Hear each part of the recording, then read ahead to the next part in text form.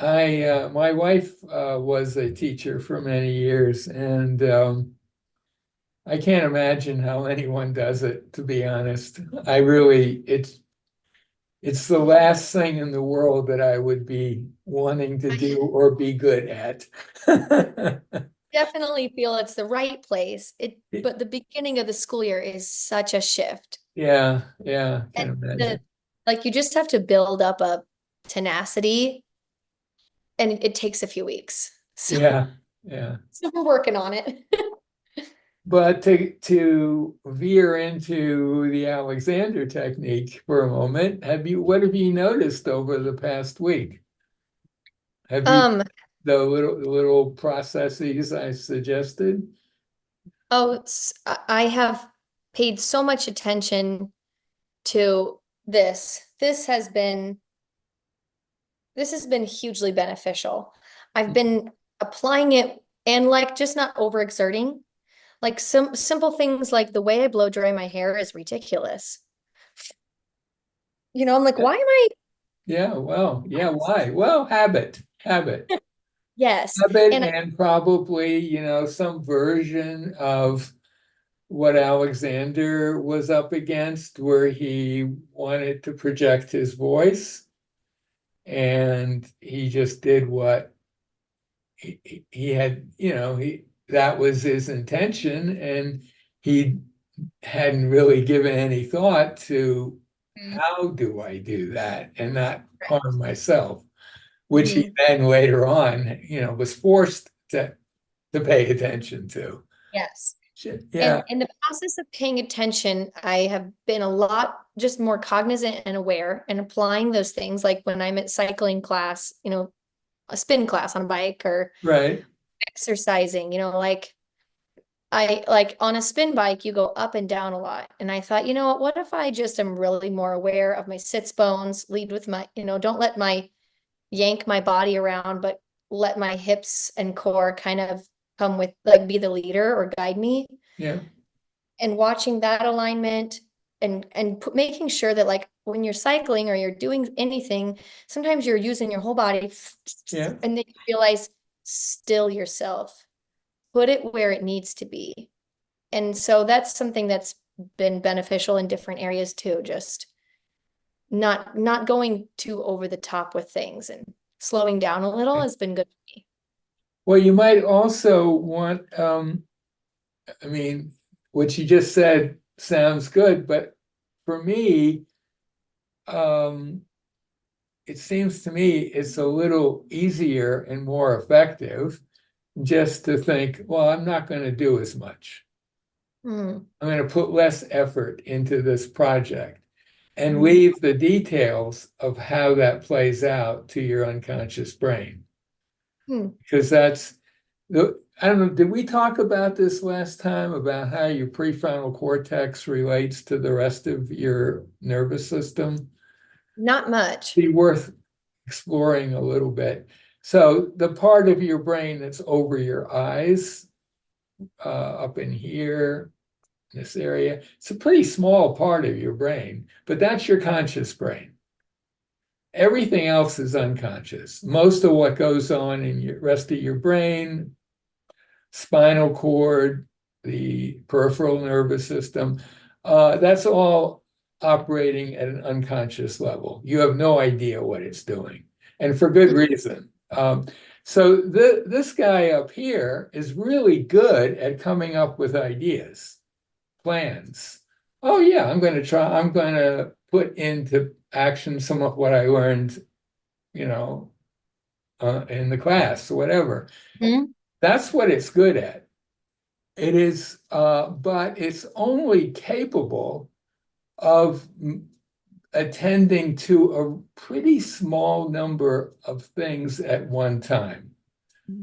Depending on what neuroscientist you talk to, it's like 5 ± 2 or 7 ± 2, something like that.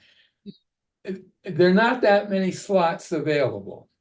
Okay. It's tricky enough to bring a new intervention in on top of what you'd been doing before. Uh, And if you try to then manage it, to then implement it with this part of your brain, can't do it. It's the world's worst micromanager. It's great executive. It cannot actually accomplish anything on its own. It Hmm. relies on the rest of the system. And the rest of the system is very responsive to certain types of requests.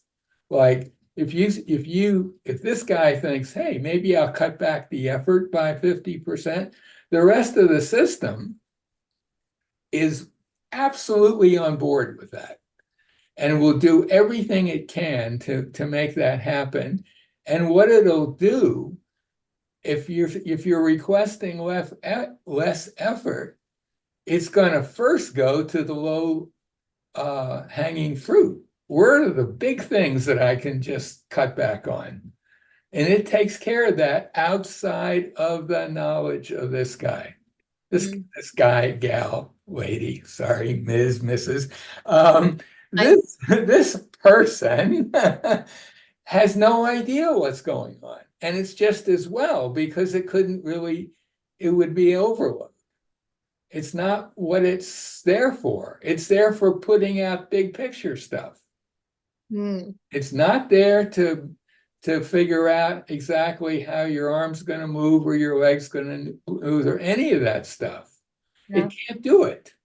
And Okay. what happens when people try to do that with this is they almost always end up stiffening. It Hmm. becomes like, oh, and it's um, so, it's really important, I think, to understand what does what. This is crucial, but it doesn't actually ever do anything much. Hmm. Doing is all done by the much bigger part of your brain and nervous system that's outside of your consciousness. Okay. The problem we have as humans is because it's outside of our consciousness, we really hardly have any interest in what it's all about. And we tend to think it's sort of a mechanical thing, not all that important. But it actually not only can take care of all that stuff, but it has a deep understanding of what's going on. And if you ask it to do something harmful, it's not gonna be very happy with that. It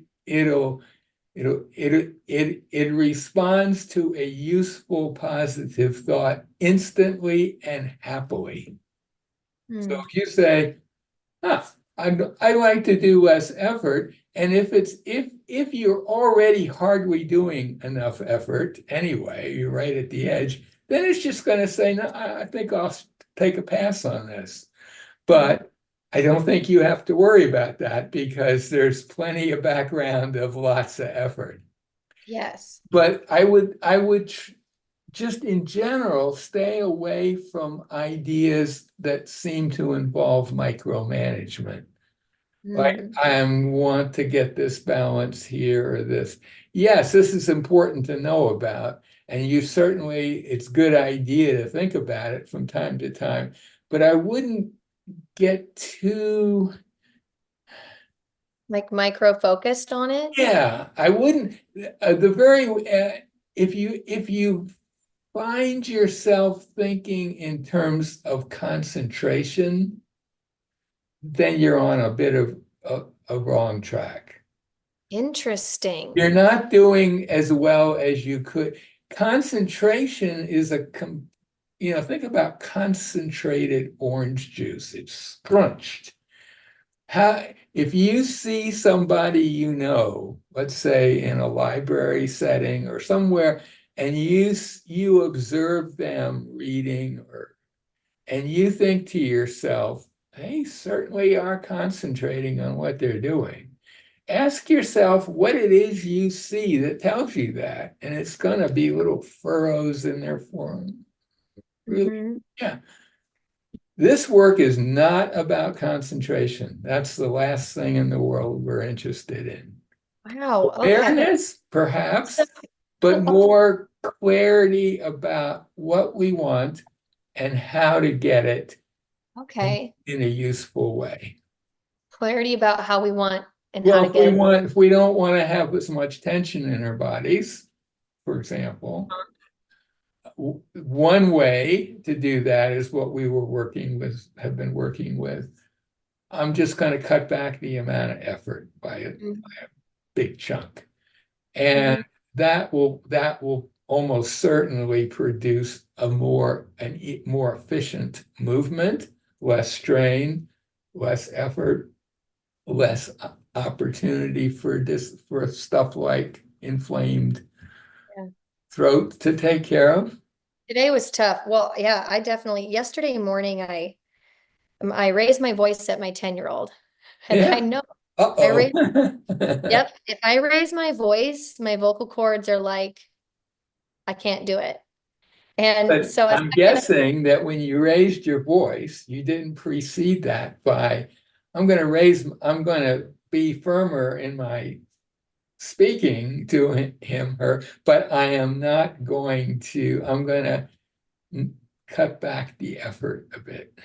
okay. Now, I'm not saying you'd always be able to do that in real time, stuff shows No. up. But here's a Mhm. question I have for you. We've been talking this last 10 minutes or so.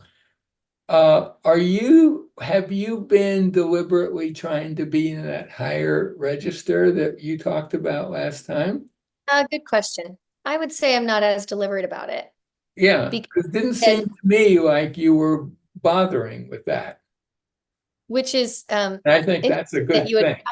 I haven't thought about that since you just brought it up. But before our last session, I was concentrating on, like you told me not to just now, but Yeah, concentrating on using the right voice.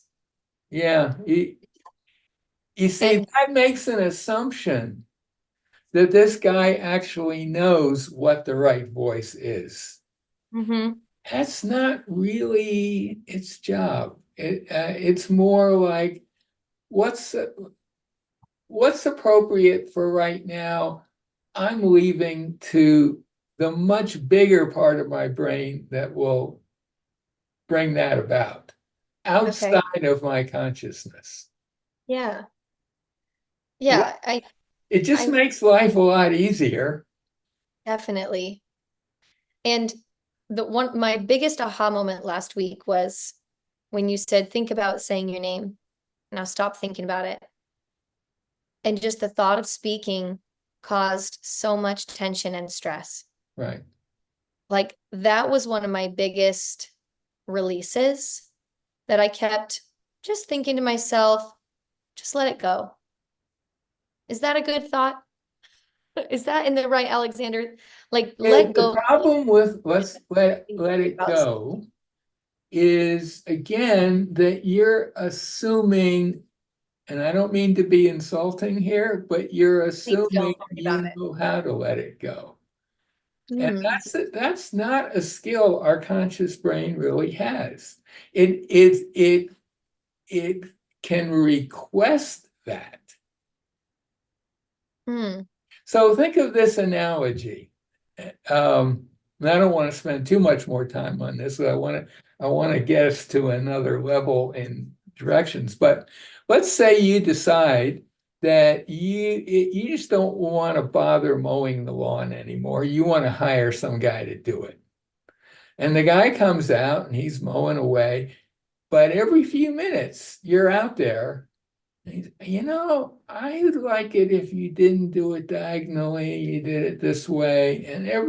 How do you think that's going to work out? No, The he guy needs, knows what he's doing. yeah.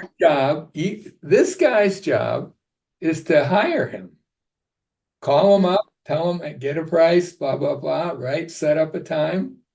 yeah. And when he's actually mowing, the last thing in the world this guy should be bothering with is what's going on with the mower. Okay. You see what I'm getting at? You've made the decision. The guy's here. He's doing it. If he turns out to be a bad mower, you'll find out soon enough and you'll get another guy, Mm-hmm. right? that's a sort of a simplistic analogy, but I think it's something worth thinking about. Okay.